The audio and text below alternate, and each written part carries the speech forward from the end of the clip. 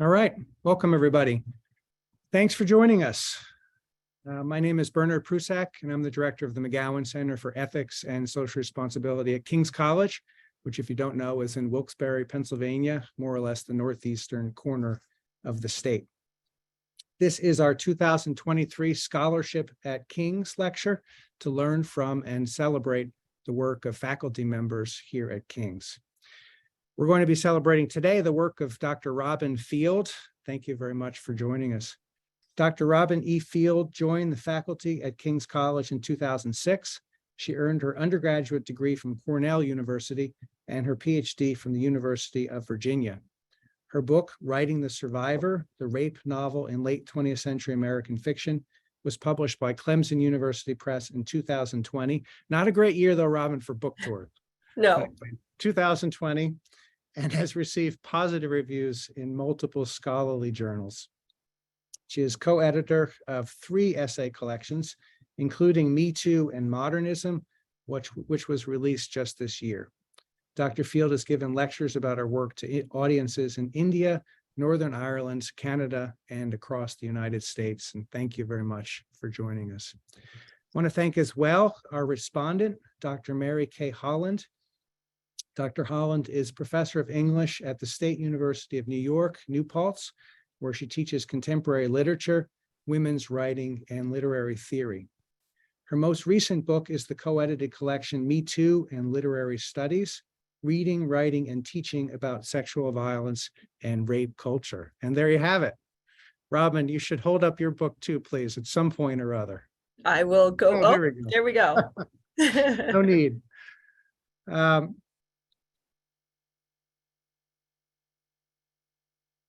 Trying to find my place. Dr. Holland is the author of the books, The Moral Worlds of Contemporary Realism and Succeeding Postmodernism, Language and Humanism in Contemporary American Literature. Currently, she's working on both an edited collection entitled Broken Record, Narratives of Gendered Abuse in Academia, and a trade book about misogyny and sexual abuse. So by way of nuts and bolts, Dr. Field will speak for around 30 minutes, and she has some slides. Dr. Holland will give a response of around 10 minutes. We'll turn then to Q&A from our audience. Please use the chat. I'm sure you're all familiar with this, but middle of the page at the bottom there on Zoom. Send your questions to me, Bernard Prusak, and I'll do my best to introduce those questions into the mix. If you want, you can send your questions to Dr. Field or to Dr. Holland, but they're going to be busy fielding questions, so they might not see the questions in the chat. This event is being recorded, and the recording will be posted on the McGowan Center's YouTube channel probably later tonight. Thanks again, everybody, for joining us, and thanks especially to Dr. Field and Dr. Holland. Robin, take it away. Thank you so much. I am going to share my screen now. Bernard, can you confirm that that is visible? It's not yet there. Okay. How about now? There it is. Excellent. Okay, so I very much appreciate this opportunity to speak with you about my book, Writing the Survivor. And the content of today's talk does deal with sexual violence and assault. And so as a way of giving a content warning, if there is material that is hard to process or you need a break, please don't feel bad about pushing mute and coming back when you feel comfortable once again.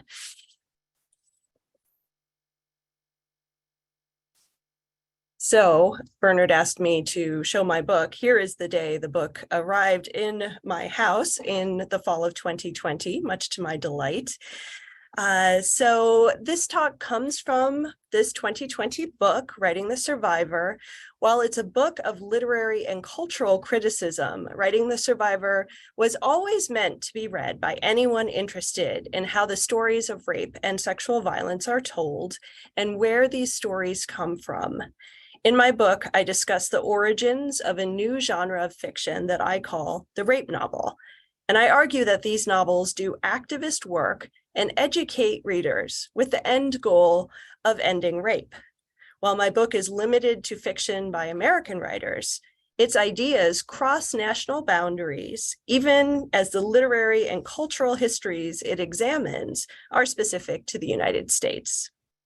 I'll begin by discussing how American fiction published before 1970 did not portray rape as sexual violence, but instead as titillating and pornographic voyeurism. So Margaret Mitchell's 1936 novel, Gone with the Wind, offers perhaps the most well-known depiction of unrecognized marital rape in early 20th century American culture. This rape vanishes from the novel and the 1939 film, and from much of the American cultural memory of Gone with the Wind, to be replaced by the more prevalent cultural constructions of rape and sexual violence that permeated American sensibilities until the 1970s. Let us recall the infamous staircase scene. This first image shows Rhett and Scarlett arguing, and Rhett physically manhandling Scarlett until she walks away from him. Rhett then follows her, scoops her up in his arms, and carries her upstairs to have sex with her, all while she is struggling and beating her fists against him. This scene uses a plethora of myths that obfuscate the pain and terror of rape. Here are some of the myths. Scarlett likes being overpowered by Rhett, the myth that all women secretly crave rape. Although she resisted at first, ultimately Scarlett enjoyed herself. If you're going to be raped, you may as well enjoy it. Rhett was overcome with his passion for his wife. Men cannot control their biological urges to have sex. And Scarlett is not raped because Rhett is her husband. A husband cannot rape his wife. The prominence of Gone with the Wind as a cultural artifact helped to inscribe an understanding of rape in the American psyche that was stripped of pain, fear, and degradation for the woman involved. In this scene, rape was simply rough sex, and rough sex was, in turn, posed as the height of eroticism, as we can see from the last image, where Scarlett awakens the next morning, thoroughly pleased with the previous night's experience. These understandings of rape appear throughout American literature in the mid-20th century, from Ralph Ellison's novel Invisible Man in 1952 to Norman Mailer's An American Dream in 1965. Mailer, for example, presents as normative the view that all women enjoy pain, degradation, and humiliation.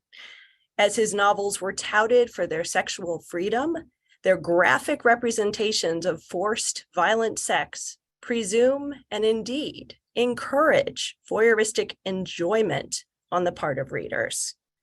In her book, Sexual Politics from 1970, Kate Millay convincingly describes how Mailer instead promotes a repressive gender politics because of its efficacy in functioning as a trope for contested social and cultural agendas.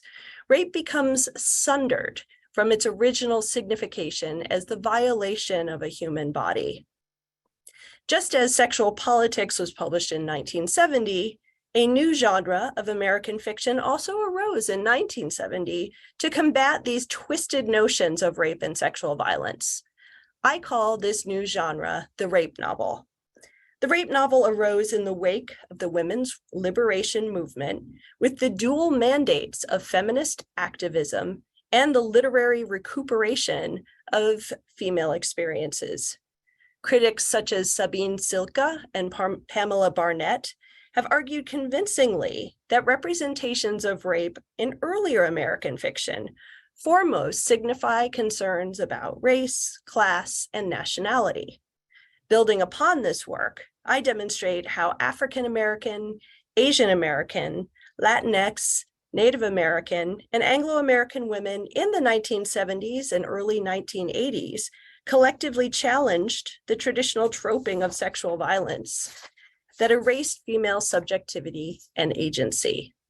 The rape novel not only foregrounds the victim and her story in a textual centering, which restores her dignity and self-worth, but it also develops new narratological strategies for portraying violent, disturbing subject matter in a constructive and informative manner. In bringing together many of the key women's texts of the last decades of the 20th century, the rape novel demonstrates the centrality of sexual assault to women's fiction of this era. Ultimately, my book offers a radical reconsideration of late 20th century American novels. First, by underscoring the importance of women's activism upon its form and content, and secondly, by offering the rape novel as evidence for the critical necessity of reading across ethnic literary traditions. Let's examine a key text that inspired the rape novel, which came not only from American literature, but also from second wave feminists working in the anti-rape movement in America. A key rhetorical strategy used by the anti-rape activists to combat rape myths was the speech of victim survivors. Survivor testimony provides persuasive evidence about the traumatic effects of rape and sexual violence upon its victim. As Charlotte Pierce Baker, a rape survivor, writes in Surviving the Silence, Black Women's Stories of Rape, "The way out is to tell. Speak the acts perpetrated upon us. Speak the atrocities. Speak the injustices. Speak the personal violations of the soul. Someone will listen. Someone will believe our stories. Someone will join us." Despite the progress made in changing attitudes about rape, the stigma of shame still existed for the survivor of sexual assault in the mid-1970s. Although she may be willing to tell her story, the rape survivor often did not want to connect her real identity to that story. However, a few women already familiar to the greater public did write about their experiences with sexual assault. I will focus upon the revelations of singer Billie Holiday, which are significant in their brutal honesty about the trauma of sexual assault. Billie Holiday's memoir, Lady Sings the Blues, was published in 1956, 3 years before her death. Lady Sings the Blues details the chanteuse's brief, hard life, which included a traumatic childhood rape. The incident of sexual violence in the memoir is genuine, even if the wording of the episode may not exactly be Holiday's own, given the use of a ghostwriter for the book. Holiday attests that she was just 10 years old when she was raped by a neighbor, Mr. Dick. The man lured her into a nearby house by telling her that Sadie, her mother, had asked him to take her there. When young Billie went to take a nap, Mr. Dick raped her. In the meantime, Sadie learned where Mr. Dick had taken Billie, and she and a police officer broke into the house and ended the assault. However, according to Holiday, the rape was just the first iniquity that day. The police officer took both Mr. Dick and Billie to the police station, and Billie was put into a cell. After several days in jail, Billie was taken to court, where she was sentenced to serve time in a Catholic institution until the age of 21. Only after Holiday's mother and grandfather hired a lawyer was Billie released from the institution. Holiday's descriptions of her rape are deeply compelling, offering both an emotional connection to readers and information previously unavailable about sexual assault. Notably, Holiday relates her traumatic experiences with a vulnerability that contrasts greatly with the brash and confident tone seen in most of the memoir. This emotion compels readers to sympathize with her and listen carefully to the details of her story. These details, in turn, demonstrate the inherent horror of sexual assault, a viewpoint not seen at the time of the book's publication. Holiday says in the middle of her description of the rape, quote, "I'll never forget that night. Even if you're a whore, you don't want to be raped. It's the worst thing that can happen to a woman. And here it was happening to me when I was 10. Holiday demonstrates that rape has long-term ramifications upon the survivor, and crucially, that a woman's sexual history is immaterial. That she was a child makes this already terrible crime more horrific. Holliday reaffirms her opinions later in the book, and here's the long quote that is on the slide. "Things had happened to me that no amount of time could change or heal. I had gone to jail when I was 10 because a 40-year-old man tried to rape me. For years, I used to dream about it and wake up hollering and screaming. My God, it's terrible what something like this does to you. It takes years and years to get over it. It haunts you and haunts you. For years, it made me feel like a damn cripple. It changed the way I looked at everything and everybody. There was one chance I couldn't take. I couldn't stand any man who didn't know about the things that had happened to me when I was a kid. And I was leery of any man who could throw those things back at me in a quarrel. I could take almost anything, but my God, not that. I didn't want anyone around who might ever hold this over me or even hint that on account of it, he was a cut above me." Holliday returns to her childhood rape, even in the middle of her life story. Such behavior is indicative of what Dr. Judith Herman describes as post-traumatic stress disorder, or PTSD. This quotation occurs in the middle of her description of her marriage in 1941, which in turn demonstrates the relevance of her rape to her later emotional and sexual life. Her words underscore the importance of the reaction of one's community, especially family and close friends, to the event. As Herman writes, a supportive response from other people may mitigate the impact of the event, while a hostile or negative response may compound the damage and aggravate the traumatic syndrome. According to the memoir, only one person reacts supportively to Holliday's rape, her mother. Sadie is the only person to provide consolation to her daughter after the assault. The rest of the community, including the neighbors, police, and the court, blame young Billy for the attack against her. The end of the long quotation also demonstrates the negative reaction that occurs years after the rape. When Holliday told lovers about her traumatic past, some of these men evidently shunned her for being a rape survivor. Yet Holliday's portrayal of these harmful reactions also demonstrates her resistance against those people who blame the victim for being raped, for she refuses to associate with men who vilify her. Holliday's tone demystifies the experience of sexual assault for the reader. Instead of being shrouded in mystery, rape is presented honestly and openly.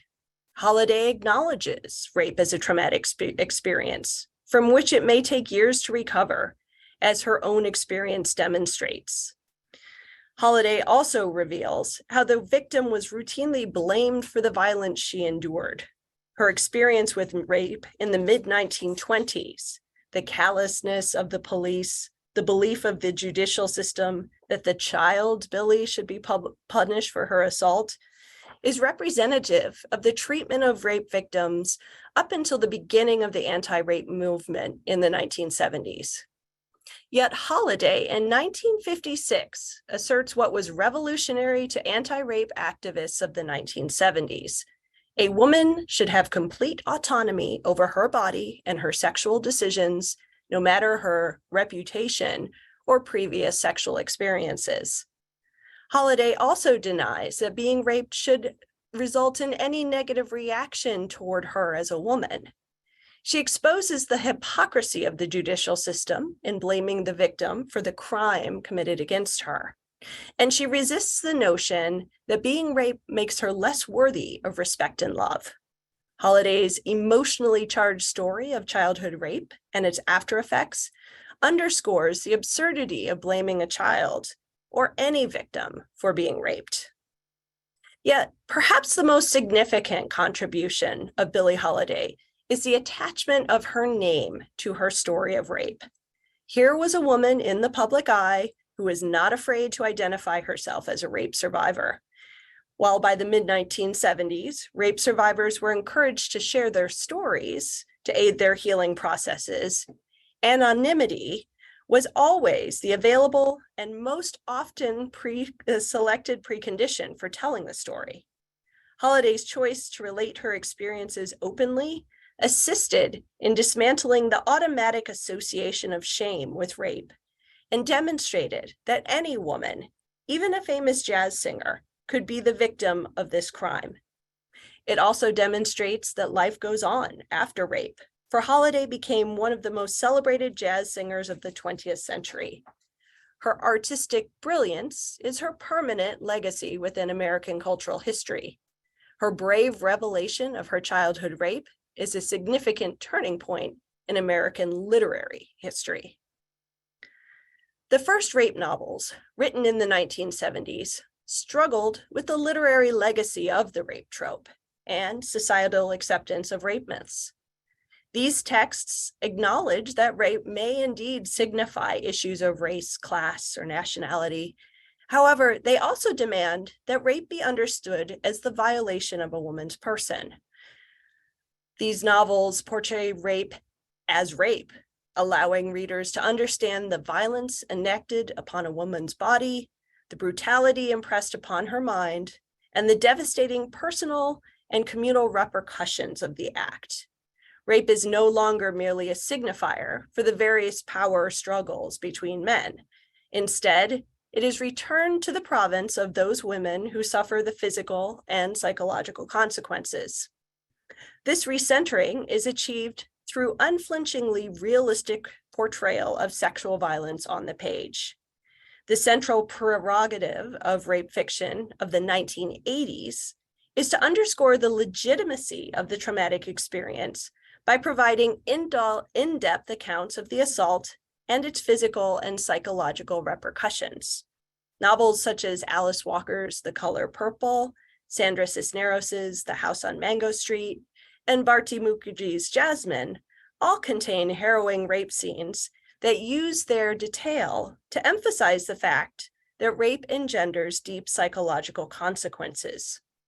Far from glamorizing sexual violence, these novels present an alternative narrative focus that educates the uninformed reader and provides affirmation to those survivors seeking an empathetic community. That these texts bridge ethnic literary traditions testifies to the vital importance of rape fiction as a genre, which is to create a literary memorial to all victims of sexual assault. Let us look closely at Mukherjee's Jasmine as a next example. Mukherjee replaces the point of view of the perpetrator with the first-person perspective of the anguished victim and refers to the assault as rape. After Mukherjee's protagonist, whom I call Jay, in order to acknowledge her multiple identities, loses her husband Prakash to a terrorist bomb, she leaves India to commit sati at the college in Florida where Prakash was meant to study. Using falsified documents, Jay travels to Europe and meets Half-Face, the captain of a boat that carries her to the United States. Once in Florida, Half-Face offers her a ride to the nearby motel where he lives. He denies responsibility for the rape before it begins, his words signaling his intention to have sex with her, regardless of her wishes. Unlocking the door to the motel room, he says, quote, "Note, you are entering because you want to. No coercion involved," unquote. Inside the motel room, Jay does not respond to Half-Face's caresses and instead tells him about her husband, eventually begging, "Please don't do anything to me." Half-Face's response is to smash her head against the television until the screen cracks, pull off her clothes, and violently rape her. Afterward, Jay walks to the bathroom and Half-Face calls after her, "Don't take all night. Second time's the sweetest." In the bathroom, faced with the inevitability of another rape, Jay pulls out the small knife that she had gotten from another boat passenger and considers killing herself. Instead, she slices her tongue to drip blood from her mouth, assuming the role of Kali, the Hindu goddess of destruction. Returning to the bedroom, Jay slits the throat of the dozing Half-Face and then stabs him to death. She leaves the motel after burning her suitcase, no longer intending to commit sati. Instead, she sheds her previous identity to create a new life in America. In subsequent chapters, Mukherjee refers to Jay's experience specifically as rape, and Jay herself spends significant emotional energy trying to put the violent experience behind her. Most critics have seen Mukherjee's depiction of rape as a metaphor for other concerns, if they mention the assault at all. However, Mukherjee's portrayal of rape demands both metaphorical and bodily understandings of sexual violence. The details of Jay's assault educates readers about rape and the traumatic repercussions that haunt victim survivors for years after. Foremost, Mukherjee dispels the rape myth that a woman should have foreseen her assault or could have prevented its occurrence. Jay's traumatic experience, in fact, begins before she enters the motel room with Half-Face, which explains why she could not stop the events, either physically by leaving the motel room or verbally by insisting that she did not want to have sex with him. Specifically, Jay suffers from several symptoms of PTSD that prevent her from successfully protecting herself. Herman explains, here's the long quote, "Traumatic effects generally involve threats to life or bodily injury, or a close personal encounter with violence and death. These include being taken by surprise, trapped, or exposed to the point of exhaustion.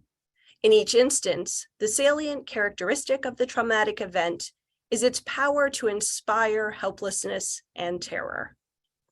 Jay experiences traumatic violence even before Half-Face rapes her.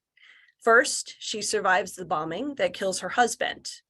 Jay is also vulnerable to Half-Face's attack because of the unnarrated rapes that she suffers on her way to America. These rapes occur when Jay is both trapped and exposed to the point of exhaustion. As she travels on charter planes, bribes custom guards, and improvises the next steps of her route, Jay grimly endures these traumas by turning to the idea of fate. When Prakash is killed and she survives, the voices around her say, "This is fate." And just before she enters the motel room with Half-Face, Jay thinks, what was fated to happen would happen. Fate and survival become intertwined with Jay. In order to live, she must be raped. In connecting sexual assault and survival, Mukherjee underscores the place of rape in the lives of disempowered women, especially those migratory women with little control over their circumstances. When Jay enters the motel room with Half-Face, she is unable to resist the impending attack physically or verbally. Her helplessness is reinforced by the violence Half-Face inflicts upon her before the rape even begins. When Jay mentions her husband, he grabs her head and slams it against the screen of the television so hard it cracks. Here, Jay experiences a symptom of trauma called constriction or numbing. And Herman describes this as when a person is completely powerless and any form of resistance is futile, she may go into a state of surrender. The system of self-defense shuts down entirely. The helpless person escapes from her situation not by action in the real world, but rather by altering her state of consciousness. Half-Face drops Jay on the bed after slamming her head into the television, but then pauses to paw through her suitcase. Jay has entered the state of surrender. She does not try to fight or escape at this point, instead, numbly awaiting further violence. Her last attempt at verbal resistance comes as Half-Face is undoing the drawstring of her pants, saying, "Please don't do anything to me." But Half-Face undresses himself in her, and Jay narrates the rape as followed, the first quote on the slide. "He stared. His hands were trembling, and then he whooped, 'Oh God,' and tried to kiss me, but he was all hands and face in motion. I twisted, only delaying the inevitable, making it worse perhaps, more forced, more violent. I tried to keep my eyes on Ganpati and prayed for the strength to survive long enough to kill myself." Afterward, in the shower, she thinks of suicide, for if she leaves the bedroom, Half-Face will rape her again. Yet moments later, Jay no longer feels numb into surrendering to Half-Face's violence. Instead, she experiences the traumatic symptom of reenactment, where trauma survivors repeat the traumatic situation, sometimes unconsciously, but other times with the hope of changing the outcome of the dangerous experience. Jay has been raped many times and is about to be raped again. The unresolved feelings of terror and rage that she has numbed herself against inspire her to slice her tongue and re-enter the bedroom with her knife in her hand. She imagines herself as the goddess Kali, who is often portrayed with blood pouring out of her mouth. As Kali, and as a traumatized woman who wishes to re-script the scene of her trauma, Jay approaches the bed where Half-Face lays sleeping and slits his throat. As he stumbles out of bed, Jay tosses the bedspread over him and stabs him over and over through the cloth until he is dead. Jay rewrites the outcome of this specific trauma by killing her attacker. Yet she also rejects the self who has lived through the trauma by destroying the vestiges of her old life. Jay's initial plan was to take her husband's suit to the engineering school and to burn it and herself. Yet she burns the suitcase filled with the mementos of her previous life instead. Yet the problem with shedding old selves for a victim of trauma is that the traumatic event may not be integrated into her normal consciousness. Most victims suffer from PTSD, including hyperarousal, which is a state of permanent alertness and vigilance, as if danger might return at any moment. Other symptoms the victim may suffer include unremitting anxiety, depression, and suicide attempts. Should a victim not deal with her traumatic experience, she is likely to suffer from these symptoms indefinitely. The experience of post-traumatic stress is a critical aspect of Jay's narrative, particularly for the ending of the book. After being raped by Half-Face and subsequently discarding her identity as Jasmine, Jay acts according to her symptoms of PTSD. She cannot establish a stable identity until she deals with her experiences of trauma and creates new identities to evade confrontation with her traumatic past.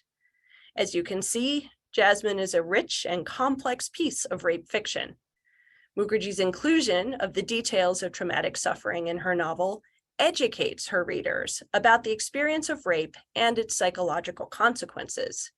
She insists that Jay's rape be viewed foremost as the violation of a woman's body, and then secondarily as a trope about post-colonial power relations or other issues. Mukherjee's insistence upon rape as the formative experience for her protagonist underscores the importance of this story to all women. Let's now turn to the long 1990s to examine the link between the genre of rape fiction and debates about the prevalence of sexual abuse in this decade. To depict contested stories of sexual assault, these novels employ the rhetorical techniques of postmodernism and writing about trauma, eschewing the linear narration of realism that imposes certain textual interpretations. Novels such as Toni Morrison's Beloved, Jane Smiley's 1,000 Acres, and Sapphire's Push demonstrate how the portrayal of rape and incest in these novels echoes the pattern of trauma experienced by their characters in their complicated narration and often lack of tidy resolution. I demonstrate how closely representation in these novels via fragmentary narration is linked to the experience and memory of a sexual assault. This model of rape fiction offers a compelling explanation for readers for the varying portrayals of rape and sexual violence seen in contemporary society, countering those who dismiss charges of sexual abuse as exaggerated or untrue. So the last novel I'll speak on briefly is Patricia Chow's Monkey King, which is much less known than Billie Holiday's memoir or Mukherjee's novel. So it depicts the story of a young protagonist named Sally Wang, a Chinese-American woman who suffers from a mental breakdown and ends up in a psychiatric hospital. Eventually, she is able to name the source of her distress, which is incest that she suffered at the hands of her father. Her family denies that this abuse ever happened, And yet, despite this denial, Sally is able to move forward in her life and recover from the abuse. So Chow uses a recovery plot in her novel. And instead of offering the traumatic realism that I just described in both Holliday's novel, or Holliday's memoir and Mukherjee's novel, she avoids speaking the details of the trauma and instead meticulously documents Sally's struggle to perform mundane daily activities. This shows the enormity of her mental distress. So she is so tormented by her traumatic memories that she even hallucinates her dead father's presence and his nighttime visits to her bed. Because these hallucinations are interspersed amongst descriptions of Sally's daily routine, they adeptly illustrate the incomprehensible and commanding nature of trauma. Chow's use of realism offers the necessary contrast between reality and unreality that definitively establishes Sally's pain, while simultaneously eschewing details that may seem gratuitous to certain readers. So Sally, instead of describing what happens to her, ends up talking about the experience of talking about the abuse rather than the words that describe the incest itself. In conversation with her therapy group, she says, "I'd given them every detail and they wanted more. I knew what they were after, rage." She is similarly concise in relating her confrontation with her mother and sister. "I did tell. I think I used the word molest." Chow focuses on how Sally's narration exemplifies the steps of her recovery rather than offering readers details about the abuse itself. Thus, Sally recites the facts of what occurred, but does not tie herself emotionally to the narrative, as doing so would be too painful. But as she progresses with her recovery, she's able to relate both the traumatic events themselves and her emotions about them. The novel ends with a collective reminder that everybody, family members, and the larger community, must open their eyes to the trauma and pain in front of them. Denying the existence of incest or trivializing its long-term effects allows bystanders to remain ignorant of how victim survivors suffer. But such denial harms bystanders as well by allowing sexual abusers to perpetrate their crimes with impunity, threatening the collective safety of everyone. As Judith Herman writes, "It is morally impossible to remain neutral in this conflict between victim and perpetrator. The bystander is forced to take sides." By representing incest in the Asian American community, Monkey King breaks the silence and demands accountability for the pain wrought by perpetrators and the denial and inaction of the larger community that occurred through the end of the 20th century. I end my book with an analysis of male rape novels of the 21st century, which expand the communal understanding of rape by uncoupling gender from victims and perpetrators. In the future, readers will undoubtedly encounter many more stories, both fictional and real, of male, female, transgender, and gender fluid victim survivors. By educating readers, shattering stereotypes, and urging empathy for victim survivors, rape novels demand an end to rape culture and a safer world for everyone. Thank you so much for your attention, and I look forward to your questions.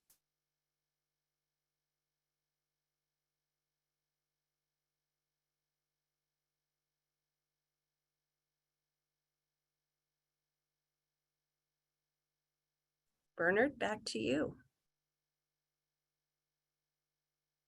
Well, now it's over to Mary. Thank you very much, Robin. I was trying to find my little clappy hands for you and I couldn't find them, but here we go. Thank you. All right. So thank you, Robin and Bernard, for inviting me to say a little bit about Robin's important book. I'm going to do two things. I'm going to place it in two contexts, one literary criticism and one literary activism, looking at what it accomplishes and what it points forward to things that we need to continue to accomplish, which I think every good book should do. So first, what the book accomplishes. So Writing the Survivor defines new literary modes, discovers gaps in our current understandings of literature, and underscores the continuity between literature and culture. Defining a new genre, mode, or period shift in literature is powerful. What Field does in her book is analogous to critics in postmodernism, which is a word we've been throwing around. So from the mid-20th century to about the end of the 20th century. It's a period that we think of as being really nihilistic and about the loss of the real, the replacement of the real by images, systems, and paranoia. So critics in postmodernism theorize image culture and systems novels, and they trace commonalities that helped us to see dangerous and painful realities about the world we live in, like the loss of the real and the domination of images. To take a more optimistic example, from my work about 21st century fiction, we can see how novels of the last 30 years do the opposite. They return us to the real, to emotion, to empathy, to connection, to language that actually functions instead of kind of misfiring. And we see how language can then once again be a realistic and connect to the world that we live in as a kind of correction to the postmodern loss of the real. Recognizing these patterns in literature and their relationship to the culture from which they arose makes visible elements of our culture, attitudes about bodies, ethics, and power that shape our lives. To connect these ideas to a couple of feminist theorists that people out there might be thinking of, Gloria Anzaldúa in Borderlands, who says, one of my favorite quotes from her, "Nothing in the world changes until you change the images in your head." Right? So the images in novels and the images of rape, the images of sexual violence, these take the place of the real for us. They tell us what rape is, what violence is. And so what those images are and how we respond to them as critics and as a culture are really, really important. Or Susan Bordeaux, she has a book called Unbearable Weight. She writes that the female body is a text that culture writes upon. And it causes all kinds of morphings in our bodies, even illnesses like anorexia nervosa, ways in which women respond to a patriarchal culture with our bodies and in all kinds of ways that hurt us because we are hoodwinked into submitting to patriarchy because we feel like it empowers us, right? So these are ways of thinking about how the culture that literature is reflecting really can shape not just what we think, but how we behave and how we even comport ourselves and what we do with our own bodies. So Field's book contributes to this long history of feminist work that makes culture, specifically patriarchy and its ways of oppressing women and our bodies, visible. Her analysis of the ways that novels present this oppression and violence helps us to change the images in our head, and then we change culture and the world. One of the things I enjoyed the most about this book is its ability to distill decades of attitudes and depictions and responses to rape, excuse me, into a kind of literary evolution that made visible to me our culture's evolving ethical response to rape, from blindness and denial to contentious focus on the victims, which was all good and bad, as Field argues, to the empowerment of survivors' voices and ideas about potential for change, which we're seeing a lot of, especially post the 2017 resurgence of Me Too. But some of the key aspects of the phases of the rape novel as defined by Field are significantly and tellingly, I think importantly, out of step with the literary periods and modes in which she defines them. Recognizing this disconnection between her periodizing of the rape narrative and broader ways of periodizing novels raises some interesting questions about how we characterize literature and how looking at literature differently forces us to ask new questions about the world. That is to say, it helps us see why literary criticism really matters. And I'm thinking right now of a book that just came out by John Guillory called Professing Criticism. I haven't read it yet, it just came out, but I read the New York Times review. And from what I can see, it's an argument that literary criticism is still good for something. It makes me very sad we have to keep arguing that, But it's still very academic, and it's certainly not talking, as far as I can see, about anti-rape social activism. We need books like Fields that show us how literary criticism is literary activism and very clearly matters to the real world.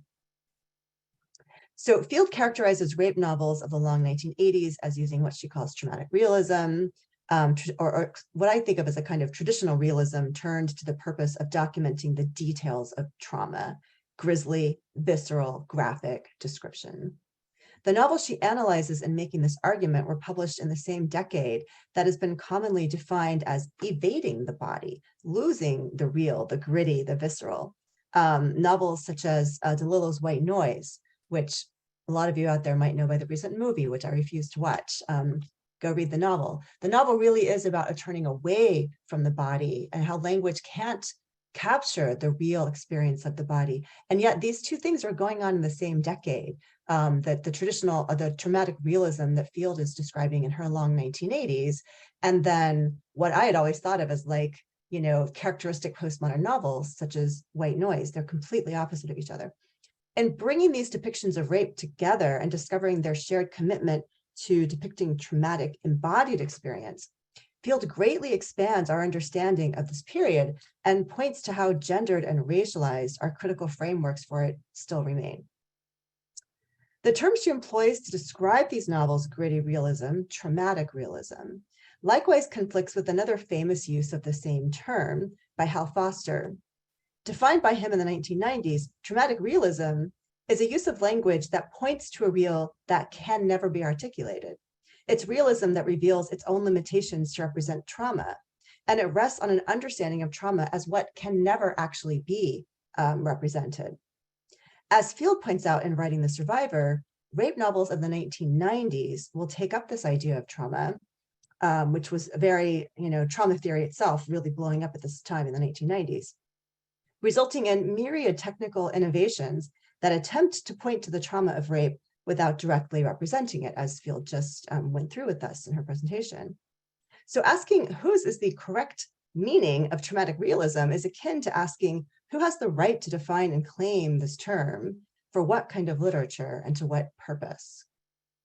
Similarly, Field's characterization of two very different ways of representing the trauma of rape, through realism or anti-realism, through gritty depiction or evasion, as articulable or not, raises the more fundamental question of what kind of trauma rape is.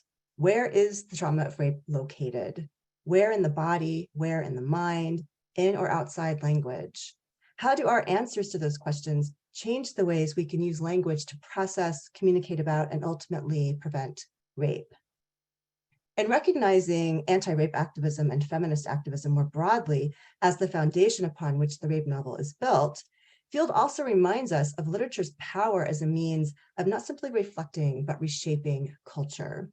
In this way, her book participates in a tradition of feminist literary scholarship that has recently turned more attention to questions around how literature represents rape, whose voices we hear, and what we can do with such literature to make social change. And in fact, this is how I met Robin, asking her to write a chapter for my Me Too book, which is trying to do exactly these kinds of things in literary studies.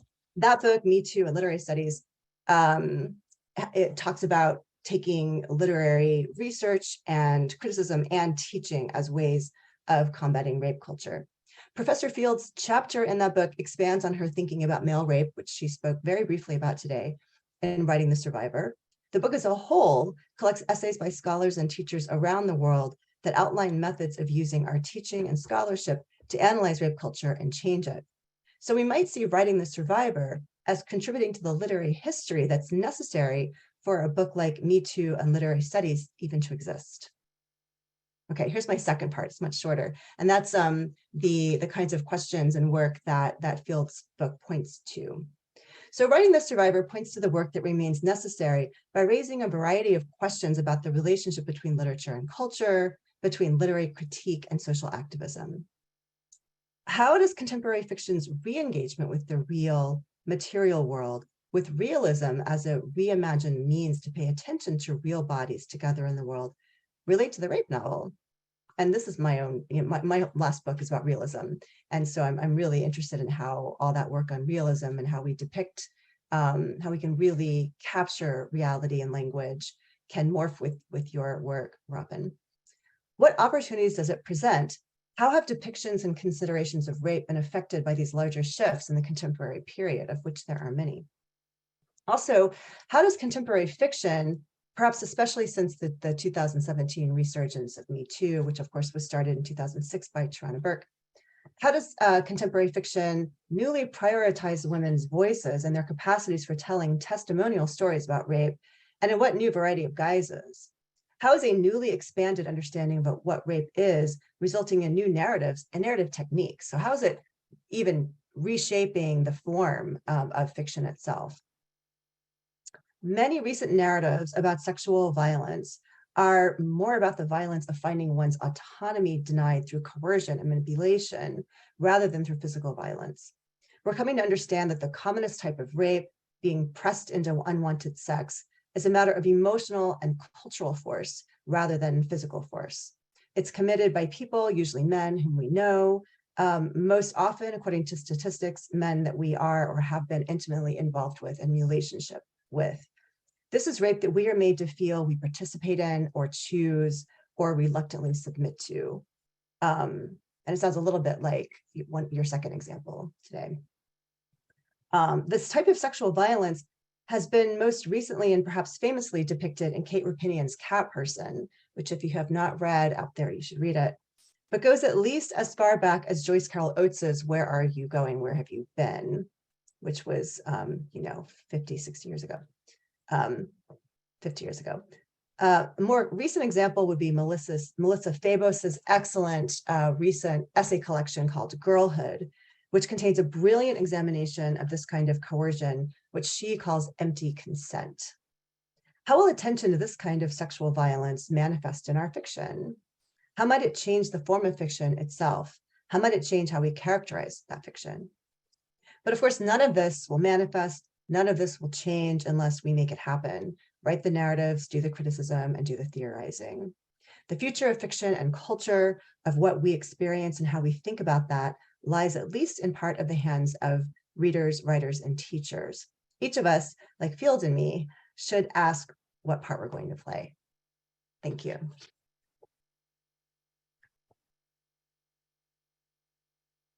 Thank you so much, Mary, for that thoughtful response. I really appreciate your ideas. My pleasure. Robin, would you like to speak to any of those questions, or do you want to turn to questions from the audience? And I encourage people to send me some more. I have some, but Robin, do you want to respond? Sure. The quick, I'll make it quick so that we can turn to questions, but I'd like to emphasize that my book primarily goes up to 2000. So, here we are, 2023. I did talk about male rape narratives in my final chapter of my book, spanning from about 1970 until 2017. But there is so much more now happening, especially this idea of empty consent and coercion and manipulation with stories. And the explicitly Me Too lens that is being placed not only upon literature that is being taught in our classrooms for the past 100 years. The anthology that I just edited, Me Too and Modernism, has wonderful essays by various scholars looking at Joyce and Woolf and so many canonical authors through this lens of Me Too. But especially in the classroom, I think this is where I agree most fervently with Mary, is that we as teachers and scholars are not only instructing our students, but we are relearning ideas ourselves about consent and about how younger generations understand sexual violence. There was I believe, Washington Post story that just came out that said 15% of teenage girls have experienced coerced sex, and the critic Jill Filipovich was saying, is this number higher post Me Too, or is it just now we understand better that what has always been happening is rape, is coercion, is unacceptable, and our culture is catching up. So I very much hope that my work and Mary's and her co-editor Heather Hewitt's in the book that I contributed to and other texts are able to participate, continue this conversation, and continue affecting our contemporary culture as well.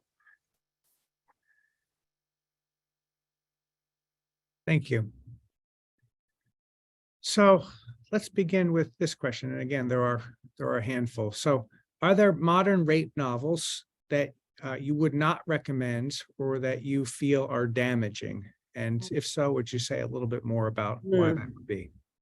Sure. I actually had to cut a section that I found very satisfying to write from my book because of space about two novels that just passed into the 21st century. One is Tom Wolfe's I Am Charlotte Simmons, and the other was Margaret Atwood's Rape, a Love Story. So I Am Charlotte Simmons is a college novel set at a fictional university, and Tom Wolfe went undercover. Well, not really undercover. He was himself hanging out at frat parties at a college to do research about what college students are like these days. And his depiction of coercion, of campus rape, as it was called in the 1990s, date rape as we would understand it, is a throwback to the kind of titillating pornography that rape was portrayed as before the rape novel really arose, that this is still something to see as sexy and sexual rather than violent.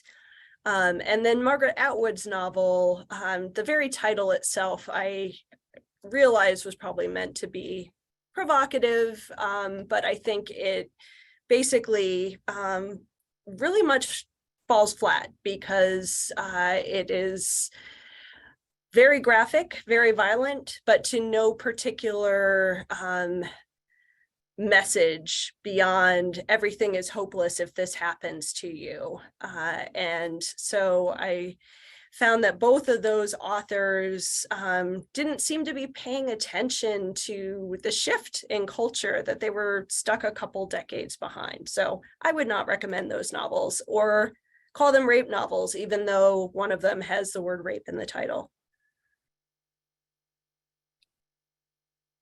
This question's a little broader, and we have some more specific ones again, too. It's about the change in culture that you've both discussed. Mary, you noted our culture is evolving ethical response from blindness and denial to eventually empowerment and change. And Robin, you've talked about the early rape myths, right, and movement toward these rape novels. Can you talk a little bit about the change in culture that brought about the anti-rape movement in the 1970s? So it's a very broad question, but why then? What is it that allowed these changes you've discussed to take place? There is a fantastic book by a historian named Maria Bevacqua called Rape, A Public History, or something along those lines. I have it behind me somewhere on my shelf, but it traces our historical understanding of rape in America. It starts with activism done by Black women in the anti-lynching movement and how false accusations of rape against Black men regarding white women were the result of the racism and the murders, resulted in murders of Black men. And so in order to save Black men, we had to re-understand our understanding of rape and the myths of, in particular, the Black male rapists and a fixation upon white women, which is not historically accurate at all. So the shift, the anti-rape movement really arose as a part of second wave feminism, a part of understanding that women were had been sort of trapped into certain societal roles, etc. And during such events as consciousness raising sessions where women sat down and talked about their lives openly and honestly and asked each other questions, so many women talked about sexual assault so pervasively that really these female activists were realizing this is a problem so broad across all economic status, races, etc., that there needs to be a more specific movement of anti-rape activism. So there were lots of small groups across the United States in big cities, but there was also a very important conference in New York in, I think, 1972, which did panels about what rape was. I mean, the questions were as basic as that. What is rape? Who are rapists? Who are victims? How do police interact? Very poorly at that point. By the end, Bavacqua talks how really remarkable the 70s were in that I think by the end of the 70s, almost all the laws about a woman's sexual history being part of a case, like, got thrown out, etc., because of this activist work. Marital rape laws were enacted because of the work of anti-rape activists. Beforehand, you know, if you're married, you can't be raped by your spouse. So it's a truly remarkable movement that it's worth reading about simply on its own. I was very inspired too by looking at who were the women that these activists were reading. So the Billie Holiday memoir, Maya Angelou's own memoir, I Know Why the Caged Bird Sings, is one of the texts I look at in my book. Susan Brown Miller wrote an entire about 600-page book about rape called Against Our Will. And while she very famously got the Emmett Till murder very wrong in that book, she did a lot of really fantastic research that demonstrated that this is a systemic problem, not an individual problem. So I'll just pause there, see if Mary wants to jump in any way. Yeah, I would add on the other end of things, historically and culturally, that, you know, I think of Ruth Bader Ginsburg, who did more legally to protect women than anyone I know of, who also said, you know, change won't happen until change happens culturally. Laws are not enough. You know, like, there's an Equal Pay Act that goes back to 1963, and no woman here makes more than, what, 83 cents on the dollar of a man. Like, laws don't actually change our lived reality nearly enough. And so, you know, I think what Robin said about the importance of consciousness raising sessions and women talking, you know, which is a movie right now from a great book that's about the power of women telling their stories. That's the power that Me Too movement harnessed, that's so important. And I think, you know, this is really on my mind right now because I'm negotiating with a publisher for this book that I'm working on about gendered abuse, primarily abuse of women in academia, which is rampant. And the publisher wants us to, like, beef up the theorizing, right, and the analysis. And our point is to collect narratives of this kind of abuse that people don't understand is happening, so we can understand what the experience of being a woman in a patriarchal institution like academia is. And so, you know, I really want to push back on that and remind all of us that, you know, going all the way back to the 70s, the fact remains that telling our stories is what changes things more than really almost anything else. It is what leads to legal change. And it's what leads, hopefully, to then enforcement of the laws that are actually there. You know, and yeah, we had some laws on the books in after the 1972 conference, but raping your wife was still legal in this country until 1993, which is just absolutely, there's not a word for that. So, you know, and it's still culturally an accepted practice. No one's talking about that. I mean, there's a lot of kinds of coercion and rape that you haven't heard a single story about yet. So think about the kinds and situations and contexts of sexual abuse and violence that you're not hearing about.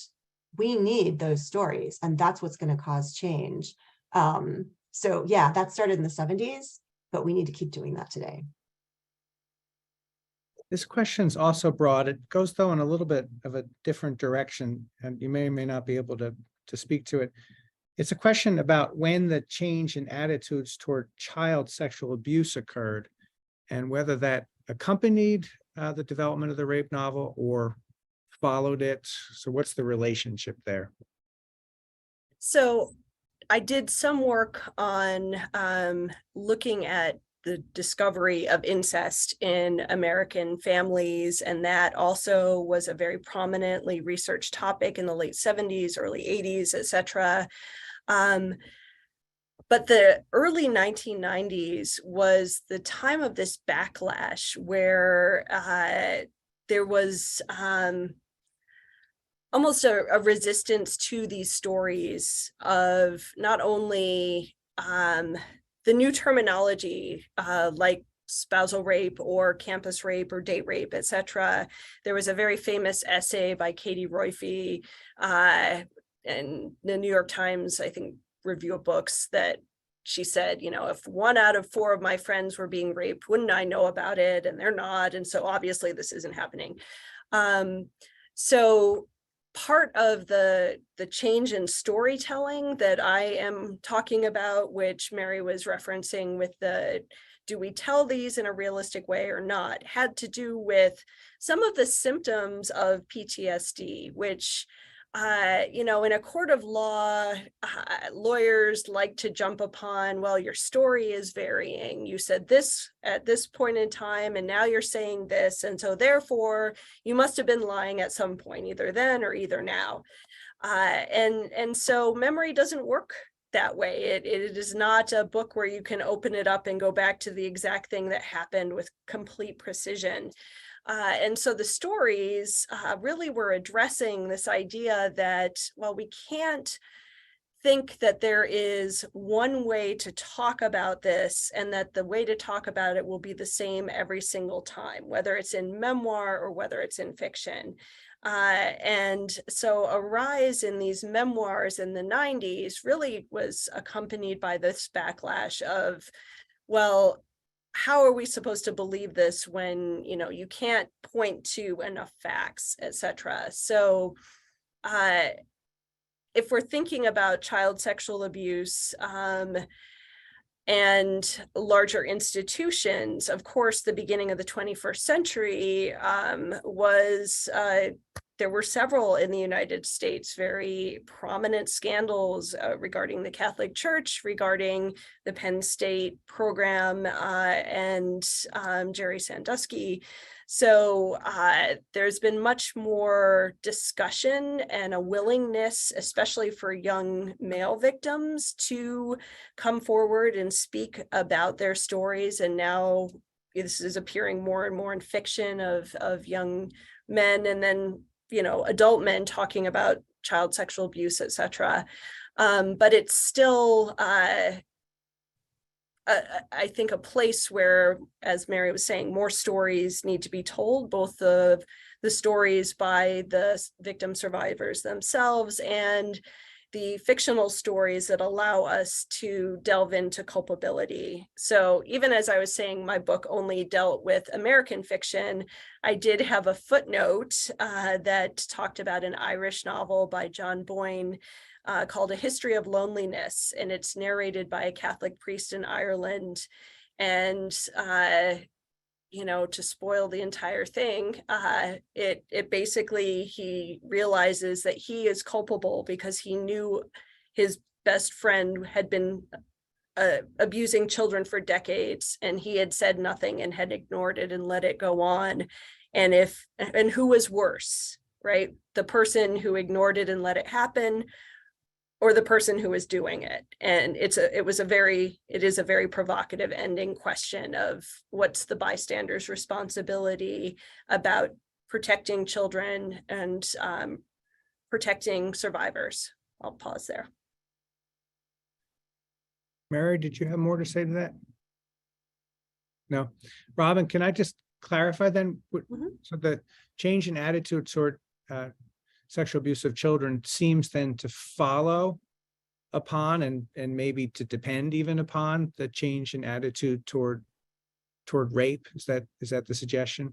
Yeah, I think Rape or so. In rape. that,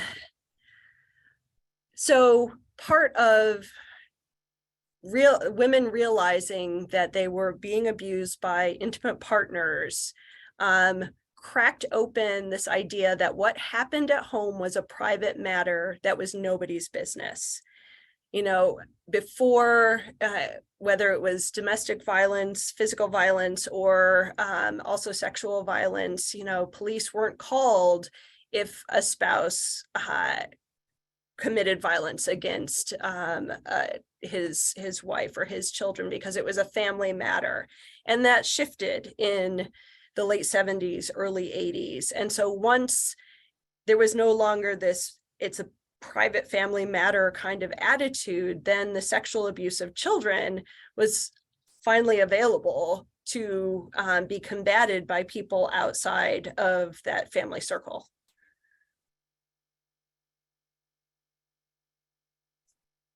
Let's become more specific again. Question is, and for both of you, how would you teach these novels to students within an activist format? So you both talked about power of literary criticism, literature's power, not just as reflecting, but shaping culture, and likewise the role of literary theory in that regard. So I've taught these novels that I've talked about today in a variety of classes. And so in one regard, my classroom is always an activist classroom.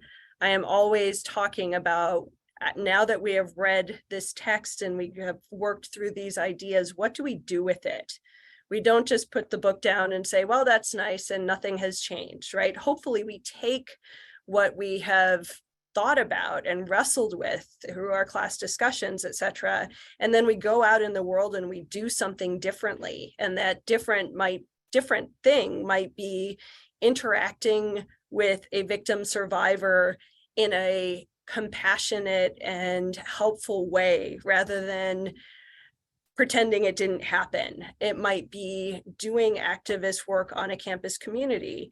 For the high school pre-teachers that I work with, I've had students write lesson plans about how they would teach a novel or a short story that we covered. And so getting those conversations into the high school setting, so that the first time that they're looking at literature and seeing its power isn't in college, et cetera. I've had freshman year students talk to me about how they had never really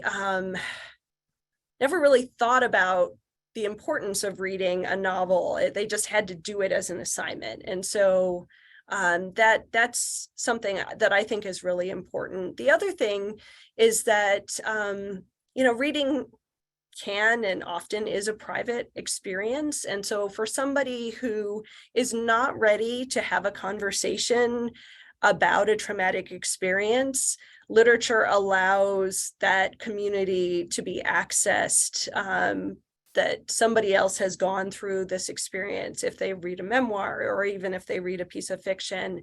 And so there's a way into the conversation, a way into seeing a recovery path or safety. And so books are solace. Books are paths to show a new way of understanding experiences and learning empathy. Absolutely. So I'm sure Mary has lots of thoughts on this too. Yeah, I love everything that you said, Robin. I'll add a couple different ways of thinking about it that I often use in my classrooms. And one of those I'll do by way of the chapter in this book that I think I wind up referring to the most. It's by Jeremy Posadas.